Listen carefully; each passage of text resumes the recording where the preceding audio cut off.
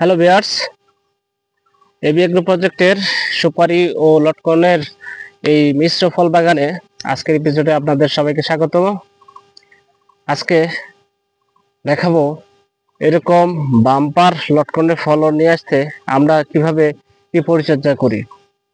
এই দেখতে পাচ্ছেন, এই যে গোড়া দিয়ে আমরা শুষ্ক সময়ে এই মালচিং করে দিয়েছি, জৈব মালচিং, খড়কুটো পাতা, সুপারি পাতা বা লটকনের পাতা দিয়ে বা গরুর খড় দিয়ে গরু যে খড় খায় সেই খড় দিয়ে মালচিং করে দেওয়া হয়েছে মাটিতে আর্দ্রতা রাখার জন্য। এছাড়াও আমরা নিয়মিত প্রতি সপ্তাহে জলসেচ দেই। গাছের জন্য সুষম যে খাবার, আমরা বিশেষ করে গোবরের পাশাপাশি ভার্মি কম্পোস্ট, আমাদের এবি এগ্রো প্রজেক্টের ভার্মি কম্পোস্টের প্রজেক্ট থেকে গোবর নিয়ে এসে ভার্মি কম্পোস্ট তৈরি করে সেই ভার্মি কম্পোস্ট আমরা প্রয়োগ করি, যার ফলে এরকমও সুন্দর সুমিষ্ট ফল আসে। তো আমরা এই যে ছোট ছোট ডালগুলা যেগুলাতে আসলে ফল আসবে না, যেগুলো আর কি দুর্বল হয়ে গেছে বা বাগানে আলো বাতাস আসতে বাধা দিবে, সেগুলো আমরা চিকিৎসা দিয়ে এগুলো কেটে দেই যাতে আলো বাতাস চলাচল করতে পারে। যেহেতু একটি বাগানের ভিতরে আরেকটি বাগান, সেহেতু এর একটু অতিরিক্ত পরিচর্যা না করলে বোনাস ফসল হিসেবে আমরা লটকনটা পাবো না। এটাকে আমি সবসময় বোনাস ফসল বলি। আর বর্ষার শুরুতে অবশ্যই সার দিবেন, বর্ষার শেষে সার দিবেন, চতুর্দিকে রিং করে 3 মিটার দূরত্বে যতটুকু জায়গায় ছায়া পড়ে ততটুকু জায়গায় সার দেওয়ার চেষ্টা করবেন।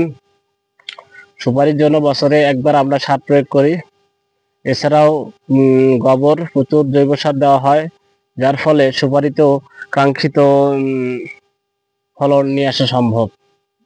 ভিউয়ার্স, এরকম মিশ্র ফল বাগানে যারা আপনারা উদ্যোক্তা হতে চান বা ফল বাগান করতে চান, যদি সুপারি ও লটকনের ভালো জাতের চারা পেতে চান, অবশ্যই আমরা সেটা সার্ভাইভ করব। এছাড়া পরামর্শ দিয়ে বাগান করার জন্য উদ্যোক্তাদের উদ্যোগী করতে সবসময় সাহায্য করব।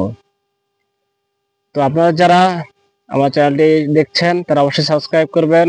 ভালো লাগলে চ্যানেলটি ভিডিওগুলা শেয়ার করে বন্ধুদের দেখার সুযোগ করে দিবেন।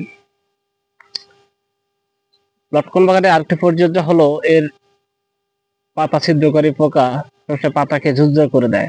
এই জন্য দানাদার স্প্রে করতে হবে, অথবা দানাদার গোড়ায় দিতে হবে, অথবা বিষ স্প্রে করবেন।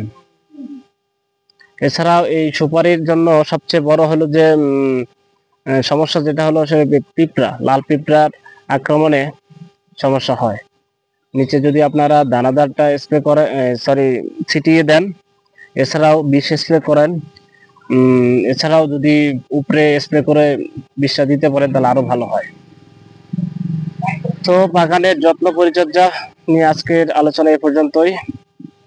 আবারও কথা হবে নতুন কোনো এপিসোডে, নতুন কোনো ভিডিওতে।